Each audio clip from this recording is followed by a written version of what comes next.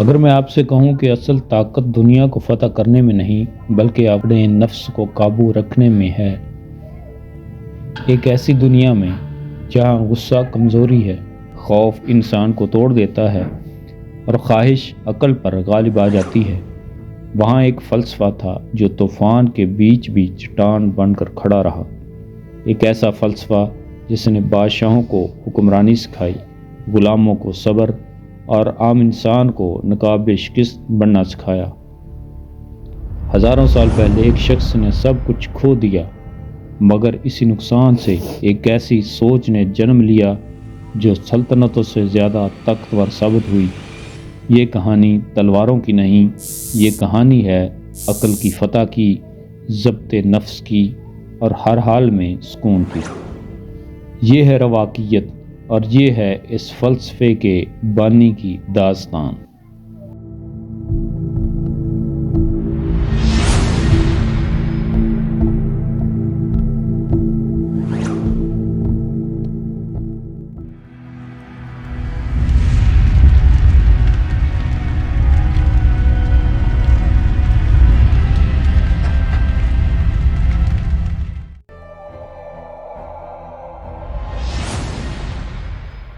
رواقیت یا اسٹوکزم تیسری اور دوسری صدی قبل از مسیح کا مشہور دبستان فلسفہ ہے، جس کی بنیاد زینو نے تقریباً 300 قبل مسیح میں رکھی تھی۔ رواقی جماعت کا بانی زینو 342 سے 270 قبل مسیح میں جزیرہ قبرص میں یونانی شہر سٹیم کا باسطی تھا۔ دیوجانس کی تحقیق کے مطابق اس کی عمر 72 سال کی ہوئی۔ اس کا سن ولادت 342 قبل مسیح کے قریب بتایا گیا ہے۔ 22 سال کی عمر میں وہ ایتھنز آیا اور کرائس کلبی سے وابستہ ہو گیا۔ بعد ازاں اس نے ڈایوڈورس، زینوکرائٹس اور پولیمو اور سٹیلیپو سے بھی تعلیم حاصل کی۔ 300 قبل مسیح میں یا شاید اس سے کچھ پہلے وہ بحیثیت ایک معلم اور فلسفی مصنف کے دنیا کے سامنے آیا۔ اس نے کلبیوں کے فلسفہ اخلاق کو مابعد طبیعتی اور منطقی بنیادوں پر استوار کرنے کی کوشش کی۔ علاوہ ازیں اس نے ہیراکلیٹوس، افلاطون اور ارسطو کے بہت سے تصورات کو اپنے نظام فلسفہ میں شامل کر لیا۔ اس طرح اس نے ایک منظم مسلک فکر کے لیے زمین ہموار کی۔ اس کے تلامذہ پہلے اس کے نام کی نسبت سے زینوسی کہلاتے تھے، لیکن چونکہ وہ ایتھنز میں ایک منقش رواق یعنی پینٹڈ پورچ میں پڑھایا کرتا تھا، اس لیے اس کے دبستان فلسفہ کو رواقی اور اس کے نظام فلسفہ کو رواقیت کہنے لگے۔ اس کی اعلیٰ سیرت کی وجہ سے سب لوگ اس کی عزت کرتے تھے۔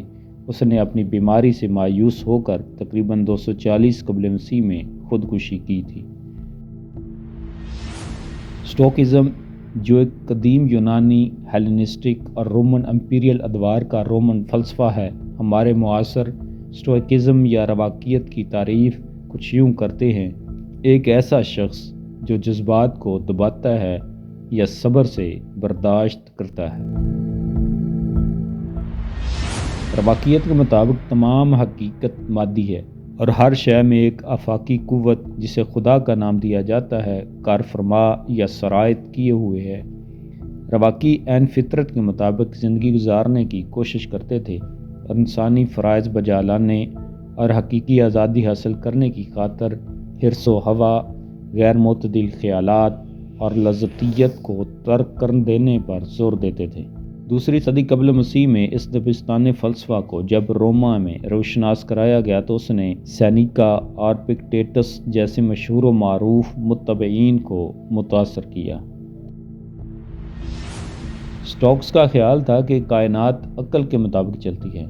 علماء عام طور پر اسٹوکزم کی تاریخ کو 3 مرحلوں میں تقسیم کرتے ہیں۔ ابتدائی دور زینو کے قیام سے لے کر اینٹی پیٹر تک ہے، درمیانی دور بشمول پینٹیشیس اور پوسیڈونیس تک ہے، اور آخری دور بشمول موسونیس، رفس، سینیکا، پکٹیٹس اور مارکوس یوریلوس تک کا ہے۔ اسٹوکزم کے پہلے 2 مراحل سے کوئی مکمل کام باقی نہیں رہا، آخری دور کی صرف رومن تحریریں ہی بچ پائی ہیں۔ اسٹوئک اسکول کے تیسرے رہنما کریسیفس نے منطق پر 300 سے زیادہ کتابیں لکھیں۔ اس کے کام وقت کی گردش میں کھو گئے، لیکن اس کے منطقی نظام کا خاکہ ٹکڑوں اور گواہیوں سے دوبارہ بنایا جا سکتا ہے۔ اسٹوکزم کے نزدیک منطق علم کا ایک وسیع شعبہ تھا جس میں زبان، گرامر، بیان بازی اور علمیات کا مطالعہ شامل تھا، تاہم یہ تمام شعبے آپس میں جڑے ہوئے تھے اور سٹوکس نے اپنی منطق یا جدلیات کو زبان اور علمیات کے اپنے نظریہ کے تناظر میں تیار کیا۔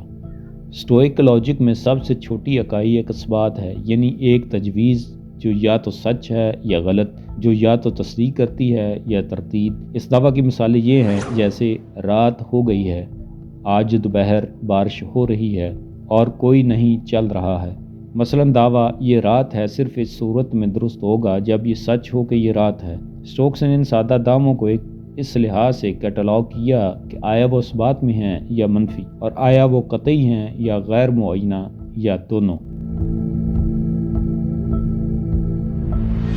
سٹوکس کا خیال تھا کہ تمام مخلوقات مادی ہیں۔ موجودہ مخلوقات کے علاوہ انہوں نے 4 غیر حقیقی چیزوں کو تسلیم کیا، وہ ہیں وقت، جگہ، باطل اور کہنے کے قابل۔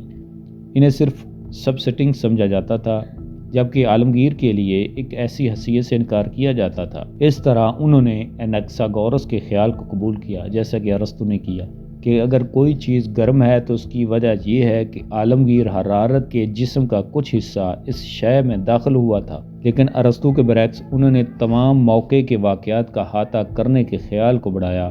اس طرح اگر کوئی چیز سرخ ہے تو اس کی وجہ یہ ہوگی کہ عالمگیر سرخ جسم کا کچھ حصہ اس شے میں داخل ہوا تھا۔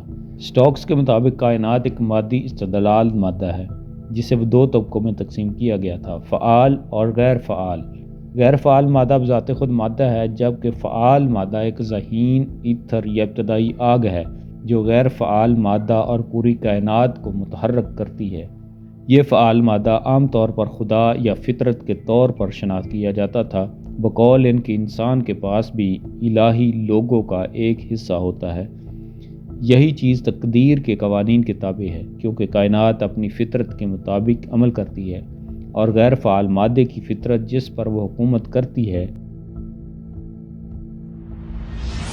سٹوکزم کائنات کا آغاز یا اختتام نہیں کرتا۔ موجودہ کائنات موجودہ دور کا ایک مرحلہ ہے، جس سے پہلے کائناتوں کی لامحدود تعداد ہے، تباہی کے بعد یہ دوبارہ تخلیق کی جائے گی، اور اس کے بعد کائناتوں کی ایک اور لامحدود تعداد موجود ہے۔ ارسطو کی اخلاقیات کے ساتھ ساتھ سٹوئک روایت فضیلت کی اخلاقیات کے لیے بنیادوں میں سے ایک ہے۔ سٹوکس کا خیال تھا کہ ایوڈیمونیا کے حصول کے لیے نیکی کا عمل کافی ہے۔ سٹوکس نے نیکی حاصل کرنے کے راستے کی بھی نشاندہی کی، جس میں روزمرہ کی زندگی میں 4 بنیادی خوبیوں پر عمل کرتے ہوئے گزارا گیا: تدبر، استقامت، تحمل اور انصاف۔ سٹوکس نے جذبات کو 4 عنوانات کے تحت ترتیب دیا: تکلیف، خوشی، خوف اور ہوس۔ تکلیف ایک پریشانی ہے۔ جب کوئی بری چیز درپیش آئے تو لوگ افسردہ ہونا درست سمجھتے ہیں۔ خوشی ایک غیر معقولی سوجن ہے۔ اگر کوئی چیز اچھی ملے تو لوگ خوش ہونا درست سمجھتے ہیں۔ خوف ایک غیر معقول نفرت ہے یا متوقع خطرے سے بچنا ہے، جبکہ ہوس ایک غیر معقول خواہش ہے یا کسی متوقع نیکی کی جستجو ہے لیکن حقیقت میں بری ہے۔ ان میں سے 2 جذبات، تکلیف اور لذت، اس وقت موجود جذبات کی طرف اشارہ کرتے ہیں، اور ان میں سے 2 یعنی خوف اور ہوس مستقبل کی طرف متوجہ ہونے والے جذبات کا حوالہ دیتے ہیں۔ عقل مند شخص وہ ہے جو جذبات سے آزاد ہو، یعنی بے حس ہو۔ سٹوکس نے اچھے جذبات کو خوشی اور خواہش اور احتیاط کے عنوانات کے تحت درج کیا۔ سٹوکس نے عقل مند شخص کے لیے ایسے حالات میں خودکشی کو جائز سمجھا جو اسے نیک زندگی گزارنے سے روک سکتے ہیں، جیسے کہ اگر وہ شدید درد یا بیماری کا شکار ہو جائے۔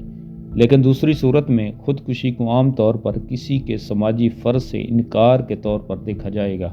مثال کے طور پر پلوٹارک نے رپورٹ کیا ہے کہ ظلم کے تحت زندگی کو قبول کرنے سے کیٹو کی خود ساختہ مستقل مزاجی کو ایک سٹوکس کے طور پر متاثر کیا جائے گا، اور باعزت اخلاقی انتخاب کرنے کی اس کی آزادی کو نقصان پہنچے گا۔ رواقیت کی بنیادی تعلیمات۔ رواقیت سکھاتی ہے کہ انسان کو صرف ان چیزوں پر توجہ دینی چاہیے جو اس کے اختیار میں ہوں، جیسے اس کے حالات، فیصلے، ارادے اور اخلاقی رویے۔ جو چیزیں ہمارے قابو میں نہیں، مثلا دولت، بیماری، لوگوں کی رائے یا مستقبل، ان پر فکر اور غصہ ذہنی سکون کو برباد کر دیتا ہے۔ رواقیت کے مطابق اصل بلائی نہ دولت میں ہے، نہ طاقت میں اور نہ ہی لذت میں، بلکہ صرف اچھے کردار میں ہے۔ سچائی، انصاف، ضبط نفس اور دانش ہی انسان کی اصل کامیابی ہیں، باقی سب چیزیں ثانوی اور غیر ضروری ہیں۔ رواقیت یہ نہیں کہتی کہ انسان بے حس ہو جائے، بلکہ یہ سکھاتی ہے کہ غصہ، خوف اور لالچ جیسے جذبات عقل کے تابع ہونے چاہیے۔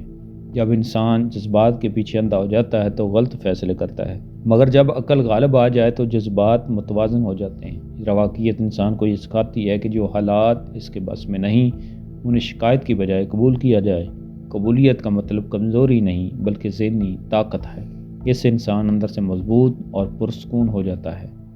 رواقی تعلیم کے مطابق انسان کو کامیابی اور ناکامی، تعریف اور تنقید، فائدہ اور نقصان، ہر حال میں وقار اور توازن برقرار رکھنا چاہیے۔ حالات بدلتے رہتے ہیں مگر کردار مستقر رہنا چاہیے۔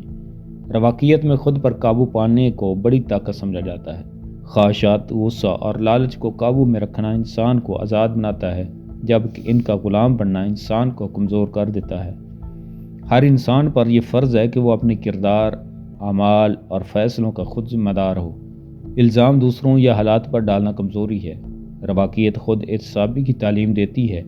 رواقیت کا آخری مقصد بیرونی دنیا کو بدلنا نہیں، بلکہ انسان کے اندر ایسا سکون پیدا کرنا ہے جو کسی بھی حالت میں متزلزل نہ ہو۔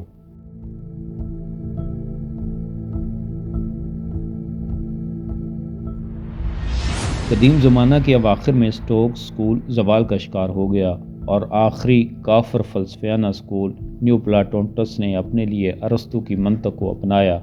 پلاٹونٹس نے ارسطو کے زمرے اور اسٹوکس دونوں پر تنقید کی تھی، تاہم اس کے طالب علم پورفیری نے ارسطو کی اسکیم کا دفاع کیا۔ اس نے یہ دلیل دیتے ہوئے اس کا جواز پیش کیا کہ انہیں مابعد طبیعیاتی حقائق کے بجائے اظہار کے طور پر سختی سے تعبیر کیا جانا چاہیے۔ اس نقطہ نظر کو کم از کم جزوی طور پر زمرہ جات میں ارسطو کے اپنے الفاظ سے جائز قرار دیا جا سکتا ہے۔ بوتھیس کی پورفیری کی تشریح کو قبول کرنے کی وجہ سے اس کی علمی فلسفے کو قبول کیا گیا۔ اس کے نتیجے میں منطق پر سٹوئک تحریریں زندہ نہیں رہیں اور صرف سٹوئک منطق کے عناصر نے بوتھیس اور بعد کے دیگر مبصرین کی منطقی تحریروں میں اپنا راستہ بنایا، جس نے سٹوئک منطق کے الجھے ہوئے حصوں کو قرون وسطیٰ میں منتقل کیا۔ تجویزی منطق کو پیٹر ایبلارڈ نے 12ویں صدی میں دوبارہ تیار کیا، لیکن 15ویں صدی کے وسط تک واحد منطق جس کا مطالعہ کیا جا رہا تھا وہ ارسطو کی ایک سادہ شکل تھی۔ اسٹوئک منطق کے بارے میں علم ایک نظام کے طور پر 20ویں صدی تک ختم ہو گیا تھا۔ عیسائیت اور اسٹوکزم۔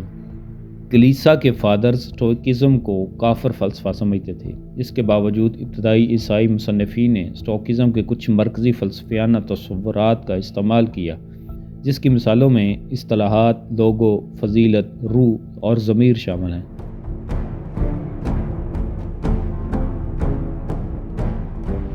اسٹوکزم کی طرح عیسائیت بیرونی دنیا کے سامنے ایک اندرونی آزادی، فطرت یا خدا کے ساتھ انسانی رشتہ داری پر یقین، نوع انسانی کی فطری خرابی یا مسلسل برائی کا احساس اور دنیاوی املاک کی فضولیت اور عارضی نوعیت کا دعویٰ کرتا ہے۔ دونوں جذبات اور کمتر جذبات جیسے کہ ہوس اور حسد کے حوالے سے مساوات کی ترغیب دیتے ہیں تاکہ کسی کی انسانیت کے اعلیٰ امکانات کو بیدار اور ترقی دی جا سکے۔ ویلان کے امبروز، مارکس مائنس فیلکس اور ٹرٹولین کے کاموں میں بھی اسٹوئک اثر دیکھا جا سکتا ہے۔